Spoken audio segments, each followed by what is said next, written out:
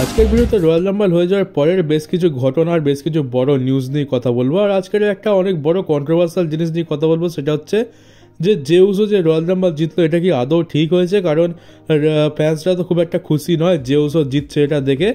ফ্যান্সরা একদমই এটা পছন্দ করে না, ভালো চোখে দেখছেও না। তো সত্যি কি এরকম কোনো ব্যাপার আছে, বা জেউসোর কি সত্যি জেতা উচিত ছিল, অন্য কেউ কি ডিজার্ভ করতো, সেই ব্যাপারে আমি ভালোভাবে এটা কথা বলবো। কিন্তু তার আগে রয়্যাল রাম্বলের পরে ঘটে যাওয়া বেশ কিছু জিনিস নিয়ে কথা বলা যাক, যেগুলো বেশ ইম্পর্টেন্ট। তো সবার প্রথমে যে জিনিসটার ব্যাপারে কথা বলবো সেটা হচ্ছে যে রক্সিন ওমেন্স রয়্যাল রাম্বলে একটা বড় রেকর্ড বানিয়ে নিয়েছে। সেটা হচ্ছে যে সে সব থেকে বেশি সময় রয়্যাল রাম্বল ম্যাচে কাটিয়েছে, যে টাইমটা হচ্ছে 1 ঘন্টা 7 মিনিটের।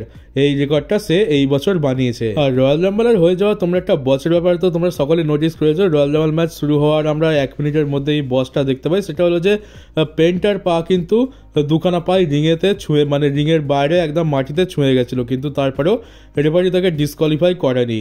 কারণ রেফারিটা ঠিক করেছিল যে পেনটাকে এই রয়্যাল রাম্বল ম্যাচটা অনেকটা সময় ক্যারি করতে হবে। তো সেই জন্য রেফারিটা বলে যে ঠিক আছে, দুটো পা ছুঁয়ে গেছে, তো কী হয়েছে, পেনটা এলিমিনেট হয়নি।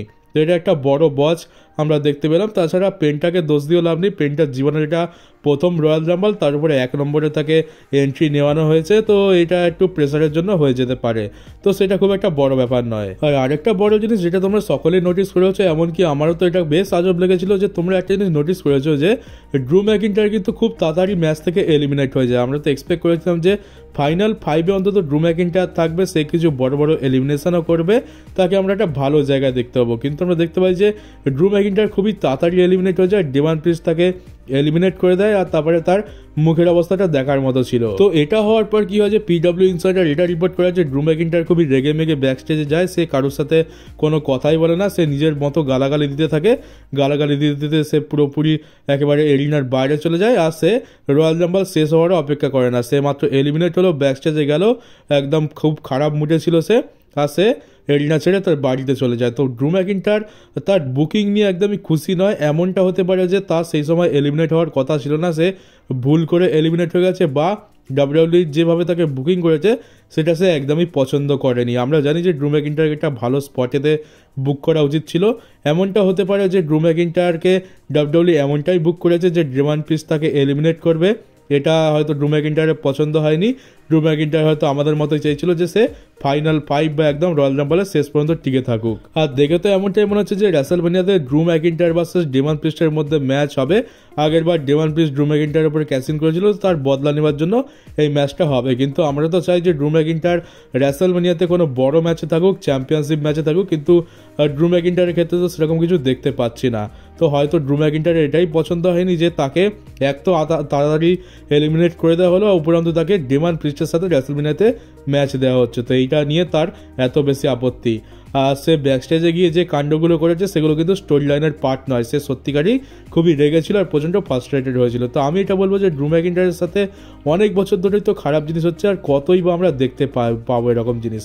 আমরা চাই ড্রু ম্যাকিন্টায়ারের সাথে ভালো কিছু, কিন্তু ট্রিপল এইচ এত ফালতু কাজ করে যে সে কোনোদিনও ভালো চায় না। কারণ ড্রু ম্যাকিন্টায়ার কি ভালো জিনিস ডিজার্ভ করে না? সে অনেক দিন ধরেই তো ট্রাই করে যাচ্ছে, অনেক দিন ধরে আমাদের এন্টারটেইন করে যাচ্ছে, কিন্তু তার সত্ত্বেও তার কপালে শেষ ম্যাচ যখনই ভাবি যে ভালো কিছু আসবে, তার সাথে ভালো কিছু তো হয় না। ট্রিপল এইচের জঘন্য আর ফালতু বুকিং সবসময় তার পথে বাধা হয়ে দাঁড়ায়, আর এখন আমরা সেটাই দেখতে পেলাম। এতদিন তো শুধুমাত্র আমরা তার বুকিং নিয়ে খুশি ছিলাম না, এখন তো দেখতে পাচ্ছি যে ড্রু ম্যাকিন্টায়ারও তার বুকিং নিয়ে খুশি নই। তো জানি না রেসলম্যানিয়াতে তার জন্য কি অপেক্ষা করছে। আর রয়্যাল রাম্বল হওয়ার পর প্রেস ইভেন্টে জন সিনা এটা অ্যানাউন্স করে দিয়েছে যে সে রয়্যাল রাম্বল জিততে পারেনি। তো কি হচ্ছে, সে এলিমিনেশন চেম্বারের প্রথম এন্ট্রান্স হিসেবে নিজেকে ঘোষণা করেছে। সে এলিমিনেশন চেম্বার ম্যাচে এন্ট্রি নেবে, আর সেখান থেকে জিতে সে রেসলম্যানিয়াতে যাবে, আর এটা হবে বেস্ট ফর বিজনেস। আর সে রেসলম্যানিয়াতে মেন ইভেন্ট করবে, এটাও সে কনফার্ম করে দিয়েছে।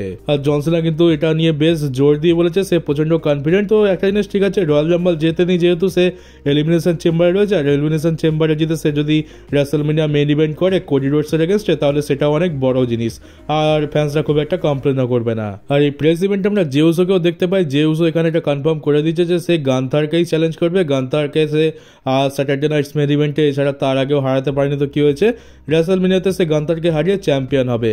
আর গান্থার তারপরে এখানে একটা ইনস্টাগ্রামতে স্টোরিও দিয়েছে যে আই উড নট, মানে আমাকে তো ভুল করে চুজ করিস না, আমি তোর পুরো একদম ছাতু বানিয়ে দেবো পিটিয়ে, এটাই গান্থার এখান থেকে বলতে চাইছে।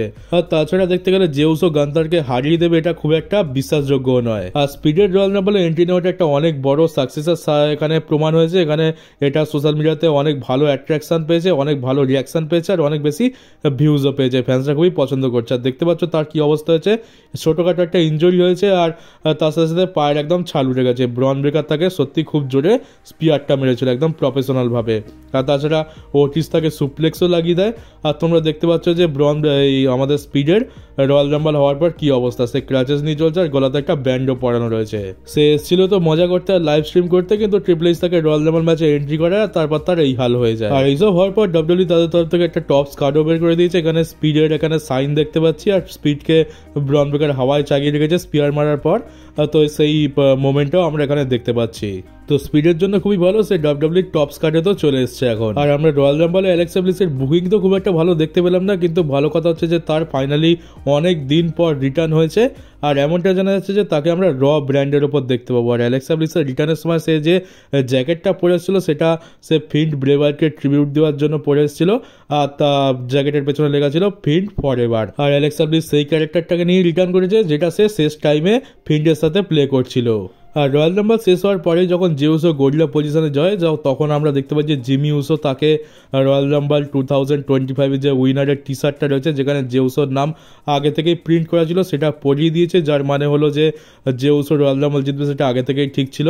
তো সেই টি শার্টটা পরে তারপর জেকব ফাটু এসে তাকে তার সাথে গলাও মিলায় আর তাকে লাল কালারের সেই মালাটা পরিয়ে দেয়। তো জেকব ফাটুর এখানে আমরা ক্যারেক্টার ব্রেক দেখতে পাই, তার ভাই রয়্যাল রাম্বল জিতেছে তাই সে খুবই খুশি। আর জেউসো রয়্যাল রাম্বল জিতবে এটা নাকি ডিসেম্বরের লাস্টের দিকে ঠিক হয়ে গেছিল। আর তারপরে আমরা তখন একটা হিন্ট দেখতে পেয়েছিলাম যেটা আমরা কেউই অতটা গুরুত্ব দিইনি। জেউসো 2 জানুয়ারিতে এখানে কি করেছিল যে একটা স্টোরি দিয়েছিল যে I am gonna be world champ 2025।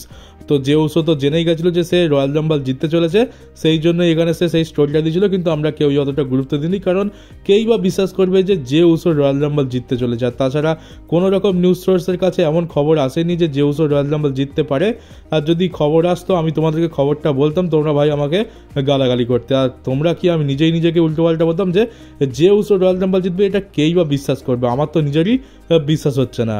আর এবার মেন কথা আসি, মেন কথা হচ্ছে যে জেউসো যে রয়্যাল রাম্বল জিতেছে এটা কি সত্যিকারই খুব ভালো ডিসিশন ছিল, কারণ সোশ্যাল মিডিয়াতে কিন্তু খুব একটা ভালো রিয়াকশন পাওয়া যাচ্ছে না। খুব কম ব্যক্তি জেউসোকে সাপোর্ট তো করছে, কিন্তু বেশিরভাগ জনই এটা একদম পছন্দ করছে না যে জেউসো রয়্যাল রাম্বল জিতেছে। আর এটা শুধুমাত্র আমি ইন্ডিয়া বাংলাদেশের কথা বলছি না, আমেরিকাতেও এমনটাই অবস্থা। আমেরিকাতে প্রথমবার যখন জেউসো রয়্যাল রাম্বল জিতেছিল সবাই শকড হয়েছিল, খুশি হয়েছিল, কিন্তু তারপরে রিয়াকশন খুব একটা ভালো নয়। সবাই তো বয়কট, অনেকে তো এখানে বয়কট ট্রিপল এইচও বলছে যে ট্রিপল এইচ পুরো একেবারে সব নষ্ট করে দিচ্ছে, এত বাজে বুকিং। প্রথমে তো ড্রু ম্যাকিন্টায়ারের সাথে ওরকম হলো, আমরা রয়্যাল রাম্বলে কোনো সারপ্রাইজ দেখতে পেলাম না, শুধুমাত্র সারপ্রাইজের নামে আমাদেরকে এজে স্টাইলস আর অ্যালেক্সা ব্লিস দেওয়া হলো।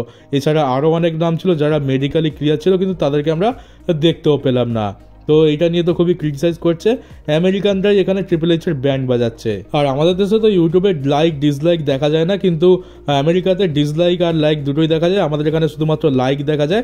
ওখানে আমরা একটা ফটো পেয়েছিলাম, সেটা দেখলাম যে জেউসো যে রয়্যাল রাম্বল জিতেছে তাতে লাইকের থেকে ডিসলাইকটাই কিন্তু বেশি রয়েছে। তো কেউই পছন্দ করছে না যে জেউসো রয়্যাল রাম্বল জিতেছে, শুধুমাত্র এটা একটা আনএক্সপেক্টেড জিনিস তো বলতে পারো। তো এবার আমার মতামতটা বলি যে দেখো, জেউসো রয়্যাল রাম্বল জিতেছে এটা ভুল ডিসিশন তো নয়, কিন্তু যে সময় তাকে রয়্যাল রাম্বলটা জেতানো হয়েছে সেই সময়টা কিন্তু একদমই ভুল। জেউসোকে এই সময় জেতানো একদমই উচিত হয়নি। অনেকে বলে যে ডাব্লিউডাব্লিউই নতুন স্টার যেখানে বিল্ড করে না, নতুন স্টারদের অপরচুনিটি দেয় না, সেই ক্ষেত্রে দেখতে গেলে যে জেউসোকে এখানে অপরচুনিটি দেওয়া হচ্ছে, তাকে নতুন স্টার হিসাবে পুশ করা হচ্ছে, সেটা খুবই ভালো কথা, কিন্তু সময়টা একদমই ঠিক নয়। এই সময় জেউসো রয়্যাল রাম্বল জেতাটা ডিজার্ভ করতো না। আমার মনে হয় 2025 সালটা জেউসোকে ভালোভাবে বিল্ড করা হতো, একটা মিড কার্ড টাইটেলটাকে দেওয়া হতো। আমি ইন্টার কন্টিনেন্টাল চ্যাম্পিয়নশিপের কথা বলছি না, কারণ সেখানে তো সে এমনিতেই ব্রন ব্রেকারের কাছে দুবার হেরে বসে আছে, তো সেখানে আমি কিছু বলছি না। আমি বলছি যে নাকামোরার সাথে জেউসোর যদি একটা ফিউড দেওয়া যেত রেসলমেনিয়াতে, তারপর জেউসোকে চ্যাম্পিয়ন বানানো হতো, ভালো কিছু স্টোরি লাইন দেওয়া হতো, ভালো ভালো ম্যাচেস দেওয়া হতো, তারপরে জেউসোকে ভালো মতো বিল্ড করে একেবারে 2026-এ যদি রয়্যাল রাম্বল যেত তো তাহলে কিন্তু এত কিন্তু কারোর আপত্তি হতো না। আমি এটা বলছি না যে জেউসো যোগ্য নয়, জেউসো সত্যি খুব ভালো স্টার, সে ফিউচারে অনেক বড় স্টার হবে, কিন্তু বলতে গেলে যে এখন জেউসো একদমই রেডি নয় গান্থারকে বা কোডি রোডসকে ফেস করার জন্য। তোমরা জেউসোর হাল একবার দেখেই নাও, শুধুমাত্র জেউসোর থিম সং খুব ভালো, জেউসোর থিম সঙ্গে পুরো ক্রাউড নাচানাচি করে, এর মানে এই তো নয় যে জেউসো গান্থারের লেভেলে চলে গেছে, সে ড্রু ম্যাকিন্টায়ারের লেভেলে চলে গেছে বা কোডি রোডসের লেভেলে চলে গেছে, এমনটা তো একদমই নয়।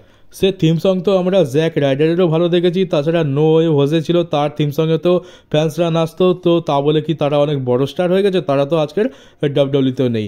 তো থিম সং খুব ভালো, সবাই তাকে পছন্দ করে, এটা একটা আলাদা জিনিস, আর ওয়ার্ল্ড চ্যাম্পিয়নশিপ যেটা একটা আলাদা জিনিস। তো আমি সেই জন্যই বলবো যে ডাব্লিউডব্লিউ আমাদেরকে শখ দিয়েছে, খুব ভালো কথা, কিন্তু একটু তাড়াহুড়ো করে ফেলেছে। 2025 সালটা অন্তত ভালোভাবে তাকে বিল্ড করা দরকার ছিল। এখন তো যদি গান্থারের সাথে জেউসোর ম্যাচ হয় তাহলে তোমরা ভেবেই দেখো স্যাটারডে নাইট মেইন ইভেন্টে জেউসো কি করেনি গান্থারকে হারানোর জন্য। দুখানা সে স্পিয়ার মারলো, দুটো কি 4-5খানা সুপার কিক মারলো, দুখানা স্ল্যাশ মারলো, মানে জেউসো যা যা করতে পারতো সব করে নিয়েছিল, কিন্তু তা সত্ত্বেও গান্থারের কিচ্ছু হয়নি। সে কিক আউট করে দেয় আর জেউসোকে খুব সহজেই লাস্টের দিকে হারিয়ে দেয়। তো এই গান্থারকে যদি হারাতে হয় জেউসোকে, তাহলে কত পরিশ্রম করতে হবে। জেউসো একদমই রেডি নয় ওয়ার্ল্ড চ্যাম্পিয়নশিপ জেতার জন্য। স্যার এখন মিড কার্ড টাইটেল ডিভিশনেই থাকা উচিত 2025 সালে। আর যারা আমাকে উল্টোপাল্টা বলবে তাদেরকে বলবো, দেখো একদিনে কেউ ওয়ার্ল্ড চ্যাম্পিয়ন হয় না। এখানে ডাব্লিউডব্লিউ যদি চাইতো তো ব্রন ব্রেকার তো খুবই স্ট্রং, তো ব্রন ব্রেকারকেও ওয়ার্ল্ড টাইটেল দিয়ে দিতে পারতো, কিন্তু ব্রন ব্রেকারকে তারা ওয়ার্ল্ড টাইটেল এখনই দেয়নি, ইন্টার কন্টিনেন্টাল চ্যাম্পিয়নশিপ দিয়েছে, কারণ ব্রন ব্রেকারকে তারা ধীরে ধীরে একটা বড় স্টার আর সেই ক্যাপেবিলিটিতে নিয়ে যেতে চাইছে, তাকে ধীরে ধীরে ওয়ার্ল্ড চ্যাম্পিয়ন বানাচ্ছে। আর তাছাড়া গান্থারের ক্ষেত্রেও দেখেছি ডাব্লিউডব্লিউ গান্থারকে খুবই স্ট্রং বুক করে, তাকে তো তার ক্যারিয়ারের 80% দিন তো সে চ্যাম্পিয়নই বানিয়ে রেখেছে, কিন্তু তা সত্ত্বেও গান্থার যখন প্রথম মেন রস্টারে আসে তাকে সঙ্গে সঙ্গে কিন্তু ওয়ার্ল্ড চ্যাম্পিয়ন বানিয়ে দেওয়া হয়নি। তাকে ডাব্লিউডব্লিউ প্রথম 2 বছর ইন্টার কন্টিনেন্টাল চ্যাম্পিয়নশিপ দিয়ে রেখেছিল, আর সেই টাইটেল রেঞ্জ চলাকালীন সে অনেক ভালো ভালো ম্যাচেস দেয়, অনেক ভালো ভালো ফিউড দেয়, যার ফলে গান্থার আজ গিয়ে এই গান্থারে পরিণত হয়েছে। আর তাকে আমরা ওয়ার্ল্ড চ্যাম্পিয়ন হিসেবে দেখতে পাচ্ছি, আর আমাদের কোনো রকম আপত্তি নেই, তাকে দেখে ওয়ার্ল্ড চ্যাম্পিয়ন মনেও হয়। তো এটাই হচ্ছে পার্থক্য। তোমাকে প্রথমে ছোট লেভেল থেকে শুরু করতে হবে, সে তুমি যতই বড় ক্যাপেবিলিটি রাখো না কেন। ব্রন ব্রেকারেরও ক্যাপেবিলিটি আছে আর গান্থারেরও ক্যাপেবিলিটি তখন ছিল। তো স্যার মানে তো এই নয় যে তাদেরকে সঙ্গে সঙ্গে চ্যাম্পিয়ন বানিয়ে দেওয়া হয়েছে, তাদেরকে মিড কার্ড ডিভিশনে একটু বড় করতে হয়েছে, তারপরে গিয়ে তারা আজ চ্যাম্পিয়ন হয়েছে। মানে ব্রন ব্রেকারের কথা বলছি না, গান্থারের কথা বলছি। তো আমি সেই জন্যই বলছি যে টাইমটা খুবই ভুল পড়ে গেছে, এই টাইমে জেউসোকে জেতানোটা উচিত হয়নি। অনেকে বলবে যে জেউসোকে জিতিয়েছে খুবই ভালো কথা, কিন্তু দেখো সত্যি কথাটা হচ্ছে যে জেউসো একদমই রেডি নয়, আর তাকে দেখে মনে হয় না যে সে এখন ওয়ার্ল্ড টাইটেল জিততে পারে। এমনকি আমি নিজেও কিছুদিন আগে বলেছিলাম যে জেউসো 2025 সালে ওয়ার্ল্ড চ্যাম্পিয়ন হতে তো পারে, তবে রেসলমেনিয়ার আগে তো হওয়া মুশকিল লাগছে। রেসলমেনিয়াতে কোনো একটা বড় ম্যাচ দিয়ে তাকে আগে বড় স্টার বানাতে হবে, মানে সেই লেভেলে তাকে নিয়ে যেতে হবে। তো এবারে অনেকে বলবে যে জেউসো চ্যাম্পিয়ন হচ্ছে, তাদের তোর এত জ্বালা কিসের? তো দেখো আমি একটা কথা বলছি যে যারা এখন জেউসো রয়্যাল রাম্বল জিতেছে বলে খুশি হচ্ছ, তারা কিন্তু রেসলমেনিয়াতে গিয়ে জেউসো চ্যাম্পিয়ন হওয়ার 1-2 মাস পর তোমরাই বলবে যে জেউসোকে চ্যাম্পিয়ন হিসেবে মানাচ্ছে না, তাকে বোরিং লাগছে, আর দেখে মনে হয় না যে জেউসো চ্যাম্পিয়ন। এটা ঠিক সেই কোপি কিংস্টনের কোপি মেনিয়ার মতো হয়ে যাবে। মানে কোপি কিংস্টন চ্যাম্পিয়নশিপ জেতা অবধি তো আন্ডারডগ ছিল, আমরা সকলে চাইছিলাম সে চ্যাম্পিয়নশিপ জিতে যাক, কিন্তু চ্যাম্পিয়ন হয়ে যাওয়ার পর আমাদের এটা মনে হতে শুরু করলো যে এ কিরকম চ্যাম্পিয়ন, এ তো চ্যাম্পিয়ন হওয়ার যোগ্যই নয়, একে কোনো দিক দিয়েই চ্যাম্পিয়ন বলে তো মনেই হয় না। আর তার কারণটা কি, কোপি কিংস্টন ট্যাগ টিম ডিভিশন থেকে উঠে এসে হঠাৎ করে তাকে চ্যাম্পিয়ন বানিয়ে দেওয়া হয়, তাকে ডাব্লিউডব্লিউ সেরকম লেভেলে বুকই করেনি, তাকে বিল্ড করার জন্য সময় দেয়নি, তাকে এলিমিনেশন চেম্বার থেকে রেসলমেনিয়ার মধ্যেই তাকে চ্যাম্পিয়ন বানিয়ে দেওয়া হয়েছে। তো এইটা অনেক বড় ভুলে গেছে। আর আমি আগের বছরেরই কথা বলবো, স্যামি জেনের কথা বলেনি। স্যামি জেন গান্থারকে ইন্টার কন্টিনেন্টাল চ্যাম্পিয়নশিপের জন্য হারিয়েছিল, যেটা ফ্যান্সরা একদম অ্যাকসেপ্ট করতে পারেনি। আর তাছাড়া স্যামিজেন গান্তারকে হারাবে, এটা একটা অনেক বড় জিনিস। আর গান্তার স্যামিজেনের কাছে হেরে যাবে, এটা কোনো দিক দিয়ে মেনে নেওয়ার মতো নয়। তো প্রথমে যখন স্যামিজেন গান্তারকে হারায় তখন তো অনেকে খুশি হয়েছিল, কিন্তু তারপরে সবাই স্যামিজেনকে হেট করতে শুরু করে, বলে যে তুই গান্তারকে হারানোর যোগ্যই নস, তুই ইন্টারকন্টিনেন্টাল চ্যাম্পিয়নশিপ হিসেবে তোকে মানাচ্ছে না। তো তারপরে স্যামিজেনকে অনেক হেট করা হয়, তার ফলে ডাব্লিউডাব্লিউ ফাইনালি সামার স্ল্যামেতে ব্রন ব্রেকারের কাছে চ্যাম্পিয়নশিপটা দিয়ে দেয়। স্যামিজেনের টাইটেল রেন ওখানেই শেষ হয়ে যায়। তো জেউসো যদি চ্যাম্পিয়ন হয় তো জেউসের সাথে এরকমই জিনিস আমরা দেখতে পাবো। আর শুধু কোফি কিংস্টন আর স্যামিজেন বলে নয়, আমরা সেথ রলিন্সের সাথেও এটা কিন্তু 2019 সালে দেখেছিলাম। সেথ রলিন্স ব্রক লেসনারকে রয়্যাল রাম্বল জিতে তারপরে ব্রক লেসনারকে রেসলম্যানিয়াতে হারিয়েছিল, এটা কিন্তু ফ্যান্সরা মেনে নিতে পারেনি। আর যার ফলে সেথ রলিন্সকে প্রচণ্ড হেট করা হয়, আর তার ফলে সে ফিন্ড ব্রে হোয়াইটের কাছে চ্যাম্পিয়নশিপ হেরে যায়। তো যেখানে সেথ রলিন্সের মতো এত বড় একজন স্টারের সাথে এরকম হতে পারে, সেখানে জেউসোই বা কী জিনিস। তো যারা এখন বলছে যে জেউসো জিতেছে খুবই খুশি, আমি গ্যারান্টি দিয়ে বলছি যে তারাই রেসলম্যানিয়ার পর এই কথাগুলো বলবে যে জেউসোকে চ্যাম্পিয়ন হিসেবে মানাচ্ছে না, তোমরাই পরে ক্রিটিসাইজ করবে। আর এমনটা আমি অনেকবার হতে দেখেছি। তো জেউসোকে আমার মতে 2025 সালে জেতানোটা একটু তাড়াহুড়ো হয়ে গেছে, শুধুমাত্র শক দেওয়ার জন্য এটা করা উচিত হয়নি। আর জেউসো যদি রেসলম্যানিয়াতে জেতে তাও বিপদ, আর যদি হেরে যায় তাও বিপদ। যদি জিতে যায় তাহলে তো গান্থারের পক্ষেও ভালো একটা হবে না, কারণ গান্থার জেউসোর কাছে হেরে যাচ্ছে। আর জেউসো চ্যাম্পিয়ন হয়ে যাওয়ার পরে কিছুদিন পর আমরা দেখতে পাবো যে জেউসোকে চ্যাম্পিয়ন হিসাবে মানাচ্ছে না। আর জেউসো যদি হেরে যায় তাহলে বলবো যে জেউসো যখন চ্যাম্পিয়ন হবেই না, তো তাকে রয়্যাল রাম্বল জেতানোর দরকার কী ছিল। তো এখানে দুদিকেই কিন্তু বিপদ হয়ে যাবে। তোমরা ভেবে দেখো, যেখানে স্যাটারডে নাইট মেইন ইভেন্টে জেউসো তার ফিনিশার ডবল ভাবে লাগিয়েও জিততে পারলো না, তাকে রেসলম্যানিয়াতে কত কষ্ট করতে হবে জিততে। কম করে হলেও তাকে 3-4টে স্পিয়ার আর 4-5খানা স্ল্যাশ লাগাতে হবে। যেখানে স্যাটারডে নাইট মেইন ইভেন্টেই এত কঠিন হয়ে যাচ্ছে জিনিসটা, সেখানে রেসলম্যানিয়াতে গিয়ে তো তাকে হারানোটা আরও বেশি টাফ হয়ে যাবে।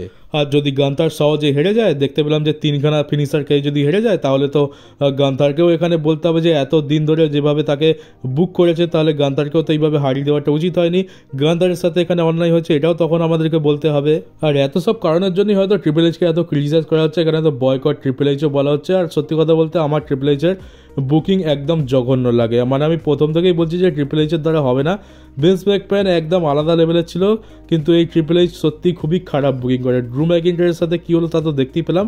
আর এখন জেউসোকে রয়্যাল রাম্বল উইনার বানিয়ে দিল, পুরো ভুল সময়। জেউসোকে আমরা পছন্দ করি, কিন্তু এই ডিসিশনটার জন্য আমরা এবার জেউসোকেও হেট করতে শুরু করবো। কিছু ফ্যান্স তো এখন থেকে হেট করতে শুরু করে দিয়েছে, আর কিছু ফ্যান্স তো রেসলম্যানিয়ার পরে যখন চ্যাম্পিয়ন হয়ে যাবে তখন হেট করবে। এটাই হচ্ছে রিয়ালিটি, সে তোমরা মানো আর না মানো। আর এখন অনেকে বলবে যে সবাইকে ভালো বুকিং দেওয়া সম্ভব নয়, তো বলবো ভাই দেখো, আমি 2016, 17, 18 টাইমও দেখেছি, তখন Dean Ambrose, Seth Rollins, Roman Reigns, Braun Strowman, AJ Styles, Brock Lesnar, Randy Orton, এছাড়া আরও সমস্ত রেসলার ছিল, তারা কিন্তু খুব ভালো বুকিং পেত। আর তখন বলতে পারো তাদের প্রাইম টাইমও ছিল। তখন ডাব্লিউডাব্লিউ এত কটা টপ স্টারকে নিয়ে একসাথে চলতে পারছিল, তার কারণটা ছিল ভিন্স ম্যাকম্যান আর তার ছিল শেন ম্যাকম্যান। তখন কিন্তু এরা দুজন মিলেই কন্ট্রোল করতো। তখন স্টেফনি ম্যাকম্যানও ছিল, ট্রিপল এইচের সাথে তখন কোনো ক্ষমতাই ছিল না। তো কোম্পানিকে চালাতে জানলে ঠিক চালানো যায়। এইটা বলা ভুল যে সবাইকে ভালো বুকিং দেওয়া সম্ভব নয়, আমরা এর আগে অনেক ভালো বুকিং দেখেছি। আর এখন ট্যাগ টিম ডিভিশনের কী হাল হয়েছে আমরা তো দেখেই নিয়েছি, কিন্তু তখনকার যুগে আমরা ট্যাগ টিম ডিভিশনে আমেরিকান আলফা, দ্য বার, ওসির মতো বড় বড় টিম দেখেছি। তখন আমাদের ট্যাগ টিম চ্যাম্পিয়নশিপের ম্যাচ দেখতেও ভালো লাগতো, আমরা ট্যাগ টিম ডিভিশনের জন্য ইন্টারেস্টেডও ছিলাম।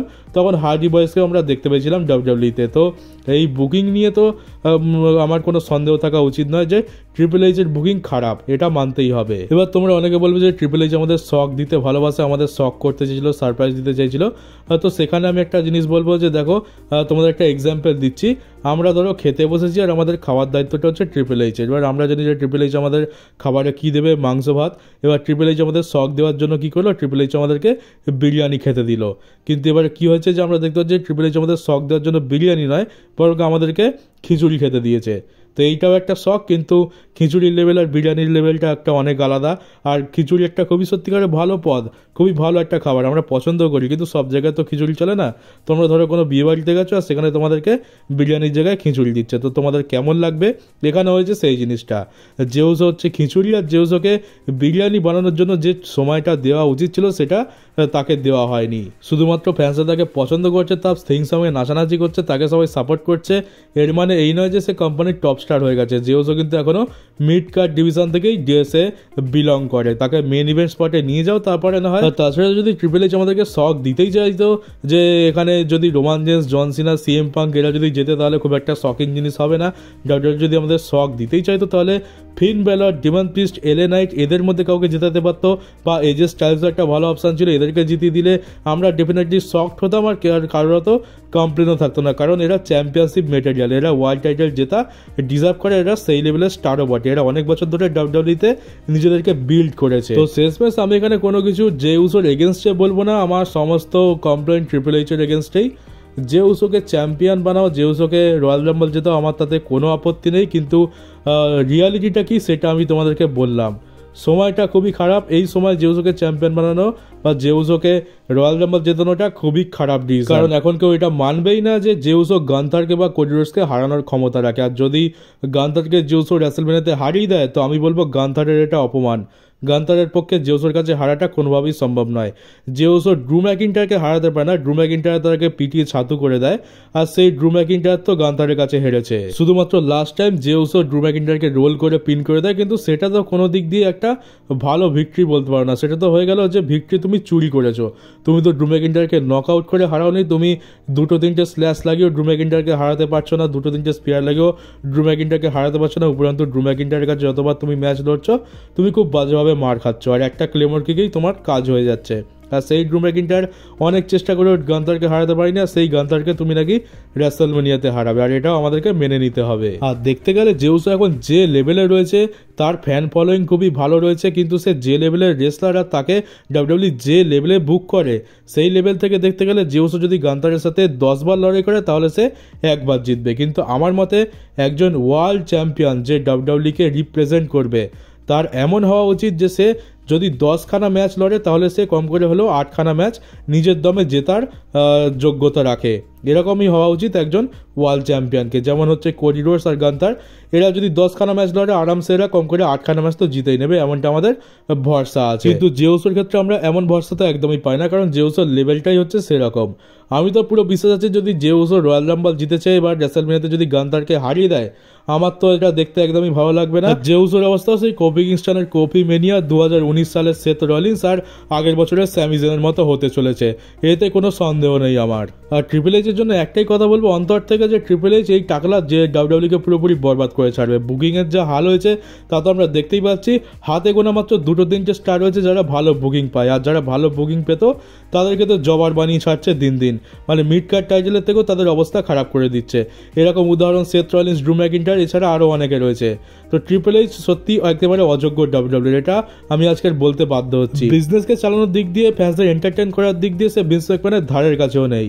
তো ব্যাস এই পুরো ঘটনার উপরে এই ছিল আমার মতামত। আজকে আমি অনেকটা সময় লাগালাম জেউসোকে নিয়ে আলোচনা করতে, দেখতে গেলে প্রায় 10 মিনিট তো আমি জেউসোকে নিয়ে আলোচনা করেছি, তবে এই বিষয়টা একটা অনেক বড় কন্ট্রোভার্সি, এটাকে একটু টাইম দিয়ে বোঝানোটা দরকার ছিল। আর আমেরিকার লোকরাও একদম খুশি নয়, আমেরিকার লোকরাও এখানে ট্রিপল এইচকে উল্টো পাল্টা কমেন্ট করছে, আর যেটা হওয়া খুবই স্বাভাবিক।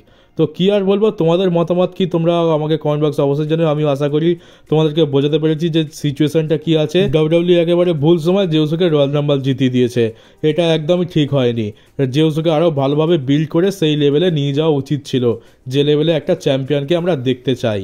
তো চলো আজকের ভিডিও এই পর্যন্তই ছিল, কেমন লাগলো কমেন্ট বক্সে অবশ্যই জানিও। নতুন হয়ে থাকলে চ্যানেলটাকে সাবস্ক্রাইব করে নোটিফিকেশন বেলটাকে অন করে দিও, আর ভিডিওটাকে শেয়ারও করে দিও। তো চলো গাইস, দেখা হচ্ছে তোমাদের সাথে পরের ডাব্লিউডাব্লিউর একটা নিউজ ভিডিওতে।